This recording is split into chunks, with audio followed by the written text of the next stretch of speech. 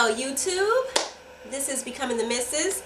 I want to try something different. As you can see, I'm not in my studio room, as I call it, like I usually am. I am in my bedroom, lounging in the bed, and I wanted to do something different called Magazine Mondays, and thought about coming up with this because I like to read magazines, and I like to sit in the bed and just kind of go through magazines and underline things and just stuff like that. So I decided that I wanted to incorporate this in YouTube. So if you guys like it, don't like it, whatever, just feel free to comment. But I thought it would be cool, so we'll jump right into it. First thing, I have new glasses on. As you guys can see, I really like them. I like that they're very wide frame, wide lenses. I used to have some that were a little bit smaller, and I just didn't like it because I felt like I would constantly see like the arms, or I would see like the bottom portion of it. So I wanted something wide, so when I look down, I don't feel like I'm looking at the bottom. The bottom of the frame isn't like distracting me. So anyway, let's get right to it. I'm going to go over Cosmo. I think every girl loves Cosmopolitan Magazine. It's only $3.99. If you download it on your Nook with a subscription, I'm sure it's even cheaper. But some magazines I actually like to have, and then some I don't mind downloading on my Nook. So we will get right into it. I'm not going to go over everything. I'm just going over like some of the stuff that I think is cool, and maybe you guys will go to the site, or maybe you will check out and go buy the magazine. I'm going to take off my glasses even though I really don't want to, because I think that it is a glare. So to prevent that, I'm going to take them off. So let's see. Let's get right into it. I think what I like about Cosmo is it's a pretty thick magazine, and it just covers like some of everything. So there has to be something in this magazine that you feel applied to you. I ran across this ad for BB, and I know by my house, Oak Brook Mall, they don't have that store anymore, and I can honestly say, you guys, like, I really love that store. I like their activewear, I like their clothing, and we don't have it out here anymore. It's kind of sad, but I think this dress is really cute, and the ad itself is just really cute. It's nice and getting you ready for summertime. Let's see. I have so many pages tagged. Let's see.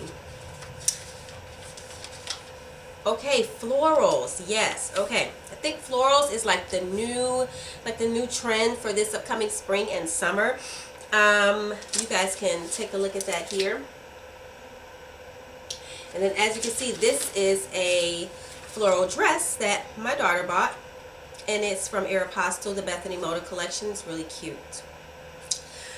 So yeah, if you have florals, if you used to have florals and you've like put them in the back of your closet, go ahead and bring them back out, because it looks like florals are actually back on trend. So I will be wearing some florals soon. I know that I kind of put mine in the back of the closet, but it looks like I can pull those babies back out.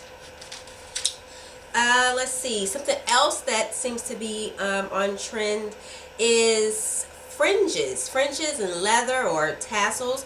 You guys can see this ad here. There's the she has it on her jacket, the Michael Kors purse. That purse, it kind of looks like that bohemian look, which is really cute. I think that's really cute. Another thing, okay, I'm not sure if you guys have noticed this, but I've been noticing that a lot of women have been wearing like these two-piece outfits. It used to be kind of like, you know, don't wear a two-piece outfit, it's too matchy, and now it looks like that has come back. So if you look at this article here, it's called 8 Days of Chic. You can see that these are all like two-piece outfits.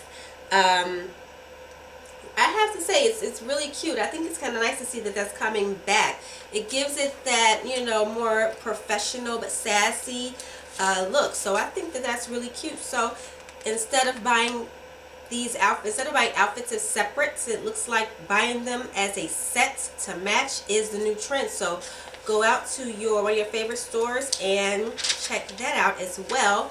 Just a reminder, this is Cosmo Magazine, so if you are, you know, underage, you probably shouldn't be watching this this video, because I'm going to talk about some things that probably you shouldn't be hearing.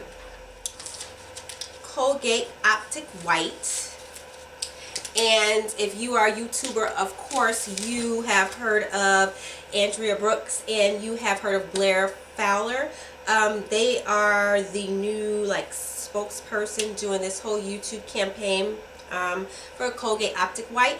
And thanks to Influenster, I also have been using Colgate Optic White. Here's a toothbrush, and at the bottom there is what they call, a whitening pen. And so after you brush your teeth, you just use this, you twist the bottom and you put some on your top and the bottom, and that's it.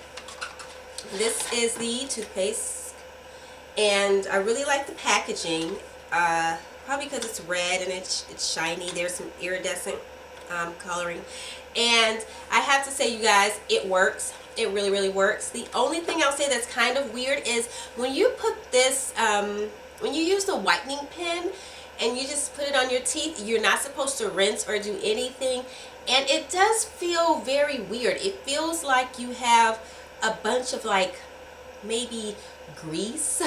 I know it sounds funny, but like grease on your teeth. So when you use it, just be mindful of that. It just feels a little weird. They've been advertising this. The campaign that Blair and Andrew are doing is basically about the toothpaste. I've been using the toothpaste in conjunction with the whitening pen, but I can't say it works. I use both simultaneously. I haven't just only used the toothpaste, so I can't speak on that, but I can say using both actually does work. So you could check that out. One other thing, last thing I'll note with the toothbrush is that maybe it's because I have small teeth, as you can see. So the toothbrush for me, I feel like the bristles touch my gums a lot, and it's just a little awkward. I think it feels a little too rough.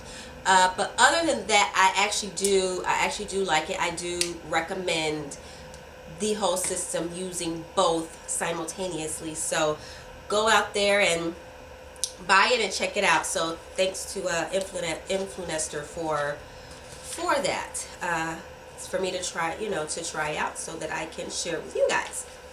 The next thing that I think I'm going to get into is going to be sex. There is an article in here in the Hot and Healthy Body News, and it's called Sex for the Cure. This is the article, and basically I think it's kind of funny. I'll read a little bit. It says, "We all feel crappy at times. No need to ditch the deed. A few position tweaks can leave you feeling better, not worse." And so this article is basically giving you three different sexual positions that you can try out to help with some of your aches and pains. So one of them is for back pain. Try doggy style. If your back hurts when you touch your toes, support yourself on hands, not elbows, during doggy style to neutralize your spine. Feel pain when you arch backwards? Missionary will stop your spine from curling, easing aches. And then for leg cramps, try standing up. Going vertical prevents overflexed legs, common in missionary, and locked knees, which can occur in cowgirl. For stability, lean against an object, say a table, and have him enter from behind.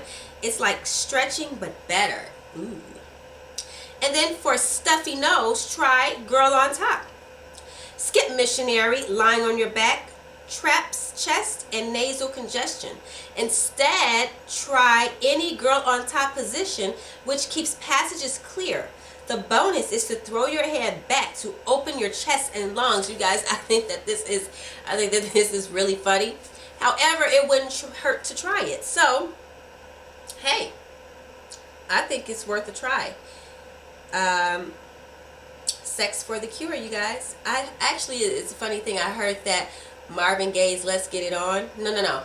Sexual healing. I heard that Marvin Gaye's sexual healing was actually about him having sex to relieve his arthritis pain. Not sure how true that is, but hey. So there you go. There you have it. Try that out. It's ready, set, O. O for orgasm. Having an orgasm is more like a marathon than a sprint. That's how the article starts out. And they're, specifically talking about women. And here's a couple suggestions that they say may actually help. I'm going to put my table up. I'm going to have to use my glasses for this one, you guys. Okay, so it says, get out of your own way. Not all women need to have an orgasm every time for sex to be hot. But most would like more. So here are 4 tips you can use to cut the edge. So 1 is saying, tell yourself, silently of course, how much you are turning him on. Whether it's a chatty Charlie or a quiet type of sack, seeing his face as he's lost in ecstasy. And realizing you're making it all happen can be the push you need to finish the cross the finish line. Number 2, don't be afraid to reveal a kinky desire. No fetish is anti-feminist. Just because you like being called a slut during sex doesn't mean you like it during dinner. I don't know about being called a slut, but whatever. Okay, so number 3, tons of women insist that sex is more mind-blowing if you exercise for freedom as an American and relax your mind and body with a certain recreational substance. Only in states where it's legal, of course. All right. Hey guys, I'm just a messenger here. Number 4, do yoga for your vagina. Keep the energy flowing down there by taking deep breaths and imagining sending them to your lady cave. Sounds whack, but it's basically the free female Viagra. That's different, you guys. Never thought about doing yoga for the vagina, but apparently it's like free Viagra. So hey, I don't know. Try it out. The article is actually very long. They cover, there was a guy by the name of, I guess his name is Jordan Carlos, and he's been seen on Girl Code, and he says, help us help you. And he gives some tips on how you can help your partner to help you reach an orgasm faster. Also, they speak about the truth about the G-spot. They also talk about, I think this is kind of funny. So it's called Orgasms Through Your Lifetime. The percent of women who orgasm during sex, 90% to 100% of the time, with a familiar partner. Here we go. So in your 20s, 32%. In your 30s, 32%. In your 40s, 40%. In your 50s, 39%. In your 60s, 35%. And in your 70s, 33%. So ladies, it looks like the older you get, the percentage tends to be a lot higher. So I guess aging is not particularly a bad thing. You have something to look forward to. And I mean, it covers, there's part of this article is a section called The Confessions of a Faker. Will you have an orgasm tonight? This is so funny. I think you guys should check out that article. Please go get the latest copy of Cosmo Magazine. I think that's a pretty funny article that you may want to read. And then let's see. Finally, there's a section of Cosmo called Cosmo Careers, and this section is actually edited by Sheryl Sandberg, who is known for the Lean In book. And so, as you know, she's the COO of Facebook and the founder of leanin.org. And this article, this issue of Cosmo Careers I'll read exactly what she says. It says, in this issue of Cosmo Careers, we spotlight the men who are leaning in, helping out at home, or supporting women in the workplace. You'll hear from men who are creating groups for stay-at-home dads. You'll learn about companies that are implementing flexibility programs. You'll even hear from a lean-in circle of some men you recognize, and if you aren't part of already, we hope you'll just join in and lean in circles and bring your guy friends. So basically, this is speaking to the whole idea of men staying home and allowing the women to work. It's not how my household is set up. However, I don't think anything is wrong with it. Personally, I prefer to be the one that is taking care of the kids most of the time. Although I do accept and like help sometimes when my husband is home. However, I do prefer to be the one that's a little bit more hands-on with the kids. But I definitely think if it works for your relationship, if you're the woman and you're the one that's, you know, very into your career, and you know, even if you have the career that's a lot more demanding, I think that there is absolutely nothing wrong with your husband being the one to take care of the kids majority of the time. I mean, honestly, kids really love dads, especially when they're doing things like this, hanging them upside down and things like that. You know, moms, we wouldn't dare do stuff like that. So I don't think that there is anything wrong with it. And then this article also outlines better benefits, and it says that these employers do right. Basically, these are some employers, some companies that, you know, they offer like flex time, and they offer travel sabbatical, and things like that. So those companies are Johnson & Johnson. I think it's called Gentech. I don't know. I'm probably brutalizing that name, but I have it spelled down below. You guys can see. Campbell's, like the Campbell's chicken soup, that company. Google, and Whole Foods. So if you guys, you know, if some women out there, if you're looking for careers that are a little bit more flexible for your families, it looks like these are some good options. So you may want to look into some of those companies for some availability. Let's see. Finally, you guys know Cosmo always has some type of Cosmo quiz at the end. And this one is, are you under too much pressure? It has a pink bomb. I feel like it sometimes, honestly.